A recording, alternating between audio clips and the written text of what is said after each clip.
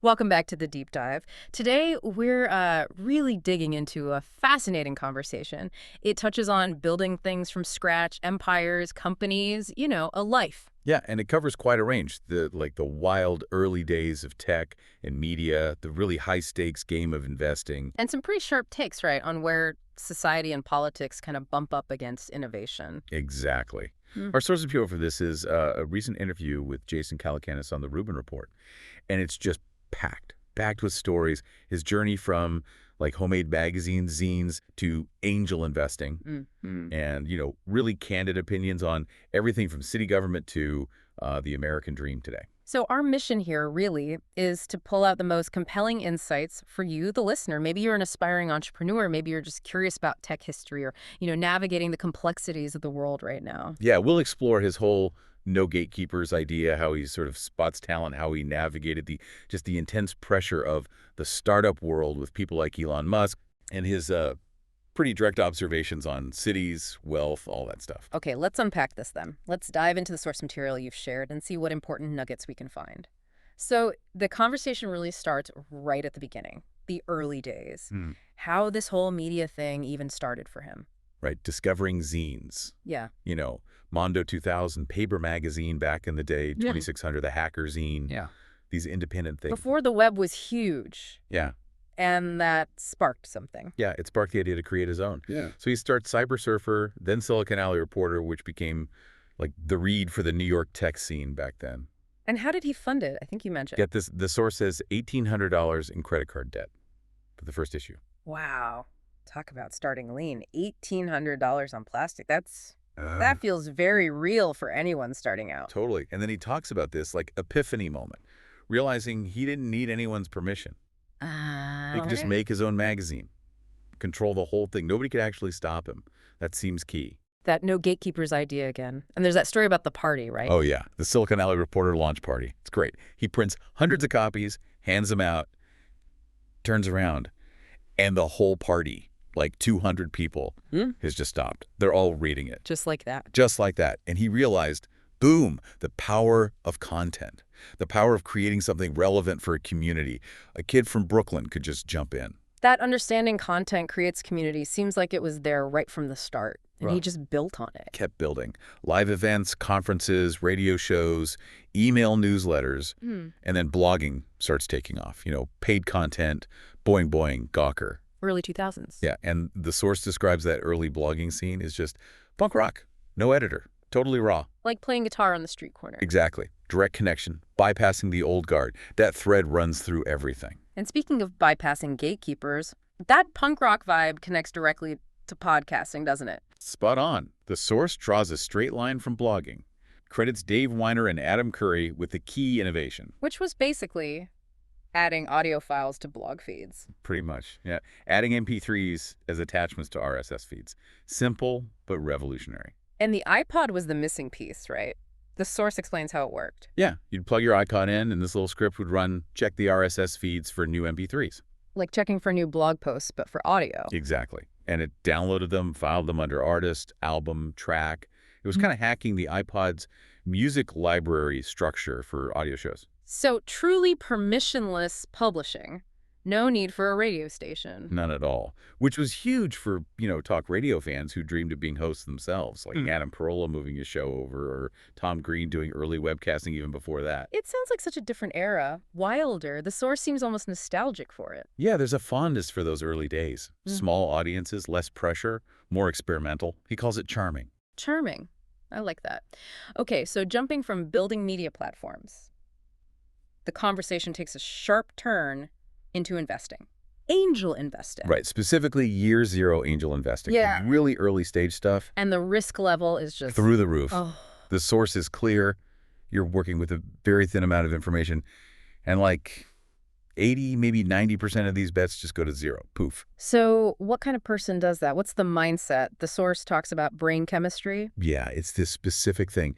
You have to be able to hit one of those crazy outliers. Yeah. 100x, 500x, maybe 7,000x like Uber. Right.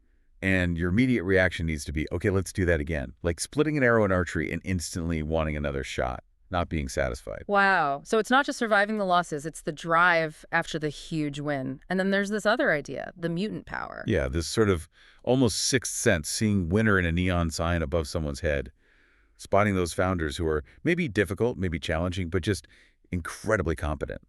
And the example given is Travis Kalanick, right? Meeting him for Uber. Exactly. Says he saw that sign instantly.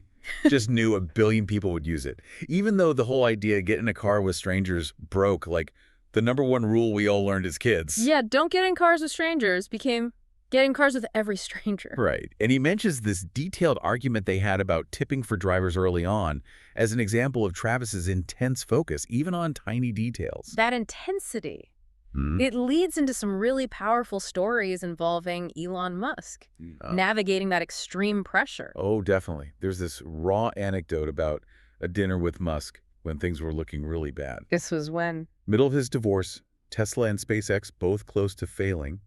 The source says Musk was feeling kind of blue, and he pulls out his BlackBerry, shows these clay models of the Model S. Says he hopes to build it for $50,000. And the reaction in the room. Visceral. According to the source, he just said, if you can do that for $50,000, you'll change the fucking world. Just seeing that potential amidst all the chaos. But it went beyond just words, didn't it? Yeah, that's the incredible part. He decides right there to write 2 checks. Yeah. $50K each, $100,000 total, to order 2 cars. Wow. Sends them to Musk, basically just as support. Yep. Fully expecting, the money's gone. Maybe he buys Tesla one more day of payroll. That's it. But Musk didn't cash them. Not for months. Then, apparently, Musk hands them to someone internally and says, here's the first orders. No way. Yeah, and that's how the source ended up with reservation number 000000001 and 00000000003. He still has the #1 car. Thinks it belongs in the Smithsonian. That's an amazing story. It Yeah. really makes you wonder, like the source implies, what drives that kind of high-risk, almost irrational support? It's got to be belief in the person, right? Beyond the numbers. Seems like it. Belief in the vision, the person, even when everything looks bleak. Okay, let's pivot a bit. Let's talk about the personal side, the motivation behind all this drive. Money, purpose. The source traces a lot of it back to childhood. Growing up in Brooklyn, Dad ran a bar, paycheck to paycheck. There was this constant primordial fear of running out of money. That sounds like a powerful motivator. Huge. He describes this moment after selling a company, seeing the first millions hit the bank account, and just crying, realizing he'd finally escaped that fear. That's intense. But it wasn't just fear, right? There was something else. Yeah, a desire for relevance, power, control, feeling irrelevant as a kid, always being told to wait in line in early jobs. He wanted to be the one calling the shots. Which led to this world's video game mindset he talks about. Exactly. Always looking for the hack, the back door, the way around obstacles, like sneaking into movies as a kid because they couldn't afford it. Yeah. Always finding the angle. But then comes the realization, making money isn't the end game. Right. He saw people sell their companies, their babies, and then just drift, get depressed if there wasn't a new purpose, wealth without drive. So you hit the financial goal, but then what? You need something else. You need to find what gives you joy, what gives you purpose beyond the money. For him, it seems a big part of that is still building things, and specifically building with those mutants, the really driven founders. And he mentions that Silicon Valley phrase, you can just do things, like encouraging building. Yeah, but with a crucial caveat. He makes a really strong distinction between bending rules for the better, like Uber making transport easier, Airbnb opening up travel. Right, enriching society. Versus just sociopathic rule breaking for your own gain, hurting others. He points to Theranos as the prime example of that bad kind. That's a really important distinction. Okay, so success brings, well, it brings fame sometimes. Yeah. The source talks about that too, right? The double-edged sword. Yeah, he points out how the tech world changed. It used to be pretty anonymous. Larry Page, Sergey Brin, they weren't really seeking the spotlight. Not like today with Zuckerberg or Musk. Exactly. He calls his own level micro fame from podcasting. Like maybe 1 person in 100 recognizes him, which is totally different from Elon Musk, who he describes as basically living in a cage. And he uses this term asymmetrical intimacy. Yeah, for podcasting fame. Listeners feel like they know everything about you because you're in their ears constantly, sharing personal stuff over years, but you know nothing about them. Does he find that weird? Mostly cathartic, he says. Generally positive interactions, though sometimes people remember details he's completely forgotten, which can be jarring. Huh, I can imagine. Does it lead to anything concrete, like pitches? Sometimes. Hmm, He gives these numbers. Maybe 5% of those random airport pitches lead to a call, and maybe 1% actually turn into an investment. So it happens, but it's rare. interesting. But not everyone's cut out for that kind of public interaction. Definitely not. He acknowledges it takes a certain personality, like his own extroverted type, to handle it well. Okay, shifting gears quite a bit now. The source gets into some really direct societal observations. Cities, government. And we should stress we're just presenting these views as they appear in the source material. Absolutely. Impartially.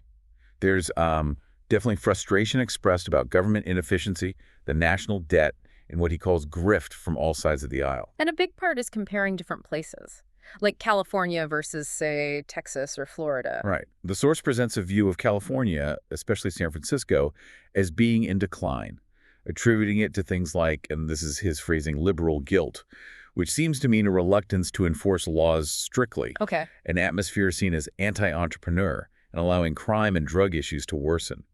He mentioned $5 fentanyl hits and minimal policing as examples in the source. And this is contrasted with places like Austin or Miami. Yeah, which are portrayed in the source as functioning better, cleaner, safer, more welcoming to people trying to build things. He also talks about New York, right? Yeah. His hometown.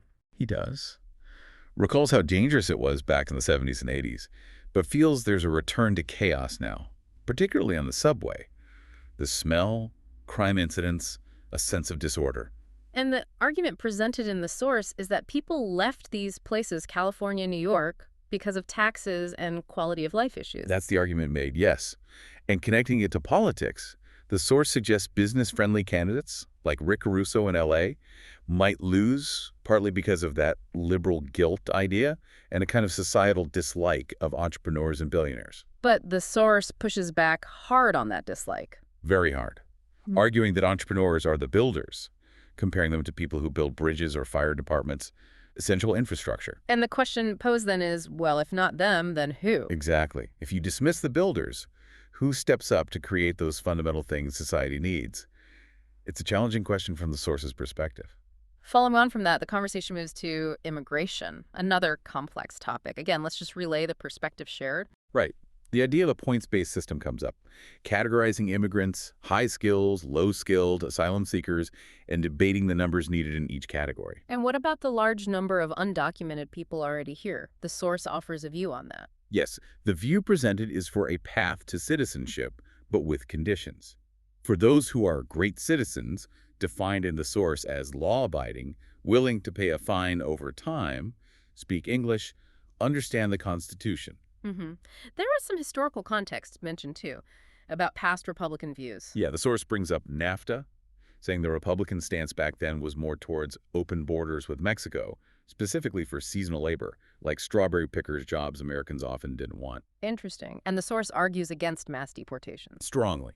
Calls the idea farcical, highlights the chaos, the huge expense, and argues it goes against the soul of America, especially for people whose labor has been used. And the belief expressed is that maybe even Republicans could agree on a moderate plan. If, and it's a big if according to the source, the visible issues like crime and drugs in cities were significantly reduced, suggesting the current political optics are a major roadblock. Okay. Let's try to end on a more optimistic note, because the source definitely gets excited about the future, right? This idea of a renaissance of creation. Yes, absolutely.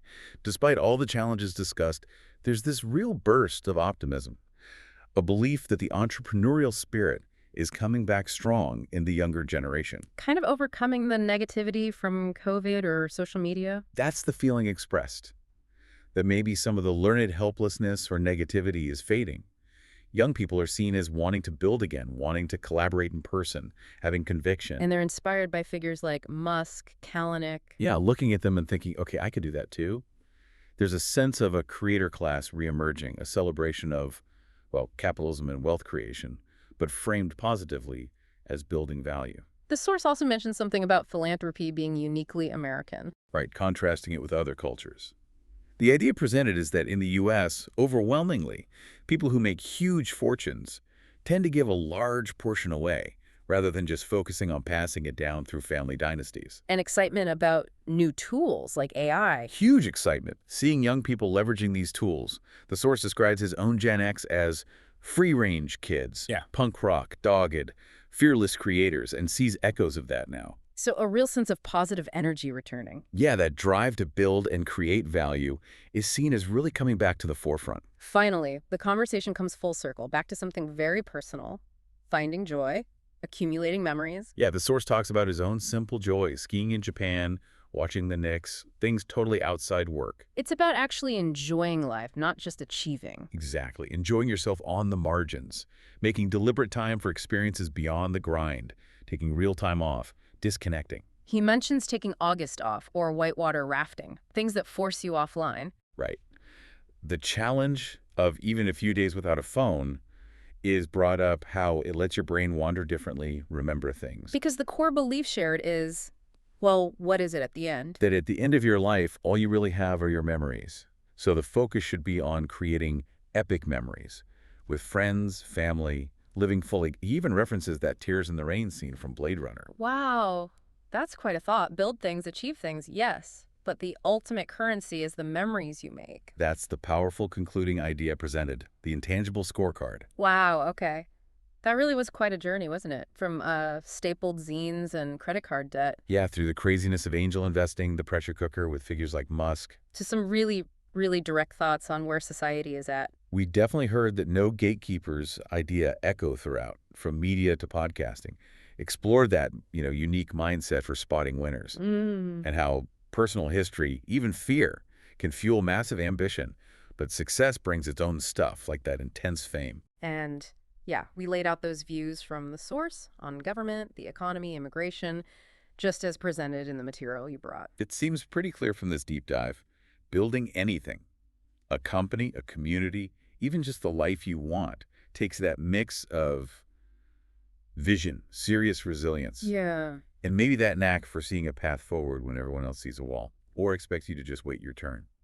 So as you, our listener, reflect on all this, what does it mean for you? Maybe consider that idea that kept coming up in the source. In Yeah. a world that feels complex, maybe designed to make you wait, what's one thing you could just decide to just do, to start building or creating, like right now, without asking permission? Yeah, think about that kind of punk rock spirit, finding your own path, identifying your own mutant powers, whatever they are, and balancing that drive to build real things with that equally important focus on creating those epic, valuable memories. That brings us to the end of this deep dive. We really hope it's giving you some fresh perspectives, maybe some actionable insights, all drawn directly from the source material we explored today.